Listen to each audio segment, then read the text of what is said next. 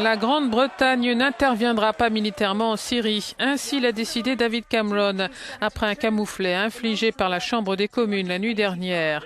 Par 285 voix contre 272, elle a rejeté la motion gouvernementale qui défendait le principe d'une intervention en Syrie en réponse à l'usage d'armes chimiques. Il est clair que le Parlement, qui reflète les opinions du peuple, ne veut pas d'intervention militaire britannique. J'en prends note et le gouvernement agira en conséquence, a réagi David Cameron. Pendant ce temps, se tenait une réunion des 5 membres permanents du Conseil de sécurité de l'ONU à la demande de la Russie. Elle s'est achevée sans progrès apparent.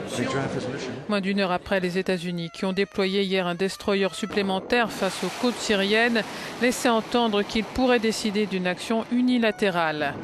Les décisions du président seront guidées par ce qui est dans l'intérêt des États-Unis, a déclaré une responsable américaine. De leur côté, les inspecteurs de l'ONU qui enquêtent depuis lundi près de Damas sur l'attaque chimique du 21 août doivent quitter la Syrie en principe demain. Ils feront ensuite oralement un compte-rendu au secrétaire général de l'ONU. Les responsables des services de sécurité américains soulignent que les États-Unis et leurs alliés n'ont aucune preuve que le président Bachar al-Assad a personnellement ordonné l'attaque chimique, mais selon eux, le régime syrien en porte la responsabilité.